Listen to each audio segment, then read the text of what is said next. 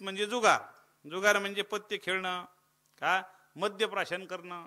त्याच्यामध्ये सूद राहते का? काहीच राहत नाही. काहीच माणसाला कळत नाही. एकदा जर डावावर जर बसला तर नाही का, कमराला कळ लागत नाही, हातापायाला गोळी येत नाही, डुकली लागत नाही नाही का, त्याच्यामध्ये कली बसलेला आहे.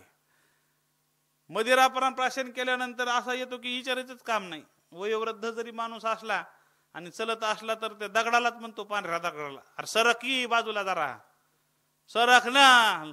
काही म्हणजे हे दगडालाच म्हणाले काही, म्हणजे शुद्धीवरच नसतं ते नाही का. द्यूत मदिरापान स्त्री संग, एखाद्या व्याभिचारी स्त्रीच्या ठिकाणी रत झाला पुरुष तर त्यालाही काही देहभान राहत नाही. चौथा आहे सोनं का. सोनं हातावर जर बाळगिलं तर त्याच्यापासून धोका आहे म्हणले का. मग ओरिजिनल डुप्लिकेट असं जर घातलं तर अवघड होऊन जातं नाही का. म्हणून सोनं सुद्धा अंगावर बाळगीनं गुन्हा झाला म्हणले. आताच्या काळात तर एका महाराजानं घातल्या अंगठ्या 5, या हातात 5 त्या हातात 5. त्याला वाटलं महाराज म्हणून सोडून देतील लोक. कशाचे बोट तोडायला मागं पुढं पाहत नाहीत नाही का. म्हणजे असा काळ झाला. म्हणजे सोन्यानं काय होईल काही सांगता येत नाही. मग या ठिकाणी काळाप्रमाणे वागावं, काळाप्रमाणे राहावं. मग या 5 जागा ज्या आहेत त्या सोडून द्याव्या. म्हणजे द्यूत, मदिरापान, स्त्रीसंग, हिंसा आणि सोनं का.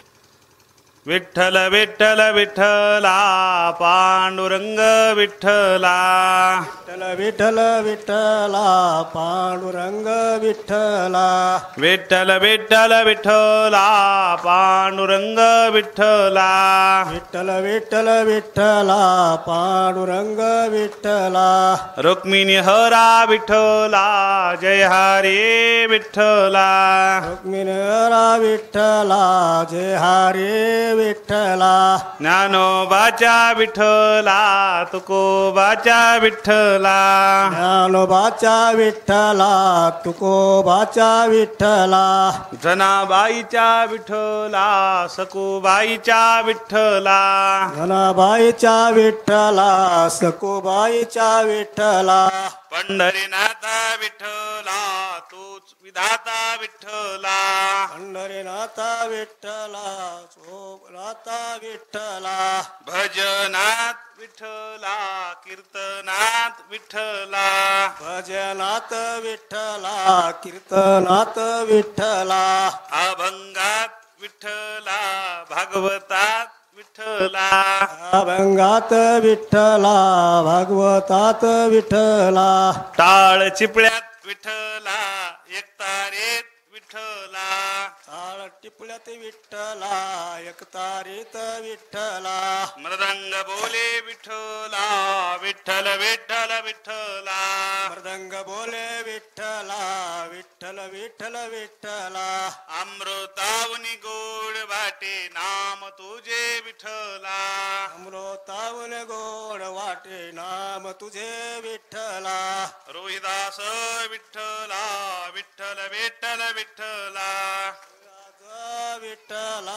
विठ्ठल विठ्ठल विठ्ठला, विठ्ठल विठ्ठल विठ्ठला पांडुरंग विठ्ठला, विठ्ठल विठ्ठल विठ्ठला पांडुरंग विठ्ठला, राधे श्याम विठ्ठला सीताराम विठ्ठला, राधे श्याम विठ्ठला सीताराम विठ्ठला, नामदेवाच्या विठ्ठला निवृत्तीच्या विठ्ठला, ज्ञानदेवाच्या विठ्ठला निवृत्तीच्या विठ्ठला, श्री हरे तो विठ्ठला जय हरे विठ्ठला, हरे तो विठ्ठला जय हरे तो विठ्ठला, स्वामी समर्थ विठ्ठला गजानन बाबा विठ्ठला, स्वामी समर्थ विठ्ठला गजानन बाबा विठ्ठला, मुरली मनोहर विठ्ठला गोविंद गेरे विठ्ठला, मुरली मनोहर विठ्ठला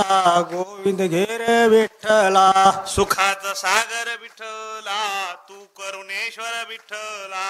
सुखाचा सागर विठ्ठला तू परमेश्वर विठ्ठला. कणा कणात विठ्ठला ध्याना मनात विठ्ठला.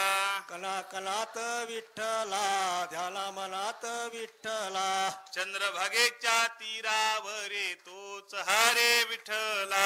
चंद्रभागेच्या तीरावरे तूच हरे विठ्ठला. विठ्ठल विठ्ठल विठ्ठला पांडुरंग विठ्ठला. विठ्ठल विठ्ठल विठ्ठला पांडुरंग विठ्ठला. पंढरीनाथ भगवान की. जय. सुदर्शन चक्रानं ब्रह्मास्त्र शांत झालं. पुढं सुसंगतात की हे शौनकादिक ऋषी हो, आणि याला लहान मुलाची हत्या केली म्हणून याच्या डोक्यातला मणी काढून घेतला. अश्वत्थाम्याच्या डोक्यातून मणी काढून घेतला आणि म्हणले तुझा आता अखंडित डोक्यातून पाणी बाहेर पडल म्हणले. आपल्याला जमतं का पहा बरं. का थोडा ओला कपडा झाला तरी हे काढून ठेवा बाजूला. का पाणी पित असताना सुद्धा अंगावर जर पडलं तर कसनुसं होतंय. अरे अरे अंगावर पाणी पडलं नाही का. आणि याच्या डोक्यातून सारखं असं पाणी गळत आहे अजून सुद्धा. यांनी बाल हत्या केली त्याचं पाप म्हणून त्याला त्या ठिकाणी अमरत्व केलं. मरणार सुद्धा नाही, चिरंजीव करून टाकलं अश्वत्थाम्याला. आणि हा कोणाचा होता? द्रोणाचार्याचा होता. द्रोणाचार्य ऋषीचा पुत्र होता. म्हणजे ज्याच्याकडून आपण विद्या शिकली, पांडवांना विद्या यांच्याकडून शिकली. त्यांची माता कृपी नामक जिवंत आहे. कृपाचार्याची बहीण कृपी, द्रोणाचार्याची पत्नी, ती जिवंत आहे. म्हणून ह्याला काही मारू नका म्हणले, मारून टाकू नका. कोण म्हणली? सुभद्रा या ठिकाणी द्रौपदी माता म्हणू लागल्या की मारू नका.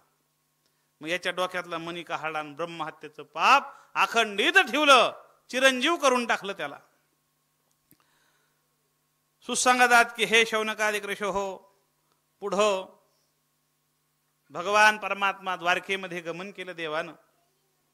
आणि धर्मराजाच्या घरी बरेच दिवस राहत होते. महिना महिना देव राहत होते धर्मराजाच्या घरी. यज्ञ कर्म नेहमी व्हायचं.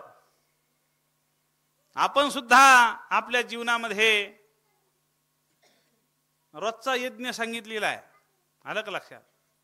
आपल्या घरामध्ये स्वतःचं अग्निकुंड पेटलं पाहिजे. आपल्या घरामध्ये सगळ्या देवताचा वास पाहिजे. प्रत्येक जणांना आपल्या घरामध्ये यज्ञ कर्म करायला पाहिजे.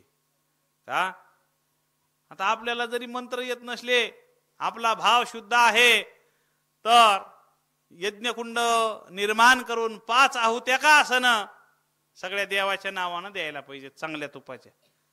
का नाही तर महाराजांना सांगितलं बाबा यज्ञ करायचा नाही का, तर दारडा तूप जमत नाही. ते ते दारडा तुपाच्याच आहुत्या नाही तर तेलाच्याच आहुत्या, तर ते देवाला राग येतोय. मग काय देवाला चांगलं तूप लागत नाही का. आणि रोजचा यज्ञ सांगितलाय. मग आता यज्ञ नाही झाला तर ग्रहमक, घराची शुद्धी करण्याकरता ग्रहमक म्हणतात. सगळ्या देवताचं हवन असतं त्याचं. मग वर्षाला 2 वर्षाला का असणं आपल्या घरामध्ये यज्ञ मांडावा आणि सगळ्या आहुत्या आपल्या घरामध्ये द्याव्या. म्हणजे आपलं घर पवित्र होऊन जातं. देवाला जर आहुती दिली की ती भगवंताला प्राप्त होऊन जाते. असे यज्ञ कर्म व्हायचे. आणि मग परीक्षिती नावाचा राजाचं रक्षण झालं. आणि बराच काळानुसार झाला की त्याचं रक्षण धर्मराजाने केलं. त्याचं नाव परीक्षा करू लागला. ज्या वेळेला अश्वत्थाम्यानं सुदर्शन चक्र सोडलं होतं का, तर त्याच वेळेला परीक्षा करू लागला की मला कोण्या देवानं वाचविलं. चतुर्भुज मूर्तीनं दर्शन दिलं होतं. कोणी दिलं होतं दर्शन? भगवान कृष्ण परमात्मानं पोटामध्ये असताना, उत्तरा मातेच्या पोटामध्ये असताना दर्शन दिलं होतं चतुर्भुज रूपानं. त्यावेळेलापासून तर्क करू लागला, परीक्षा करू लागला. म्हणून परीक्षा करीत असताना त्याचं नाव परीक्षित ठेवलं. का आणि मग त्या ठिकाणी इच्छाकू राजासारखा प्रजारक्षक होईल, सत्यवादी होईल. आणि मग भगवान निजधामाला गेले आणि कलियुगाला सुरुवात झाली. कलियुगाला सुरुवात झाल्यानंतर कलीला राहण्याकरता परीक्षिती राजानं 5 जागा दिल्या. द्यूत, मदिरापान, स्त्रीसंग, हिंसा आणि सोनं अशा 5 जागा देऊन टाकल्या. मग त्यावेळेला त्या ठिकाणी परीक्षिती नावाच्या राजानं मृत सर्प गळ्यामध्ये घातला आणि श्रृंगी ऋषीनं शाप दिला की आता आजच्या 7व्या दिवशी तुला तक्षक नावाचा नाग येऊन दंश करून टाकील. अशा प्रकारचा शाप झाला आणि भगवंताचं विराट स्वरूप सांगू लागले भगवान शुकाचार्य. विराट रूप 5 मिनिटाच्या नंतर सांगू.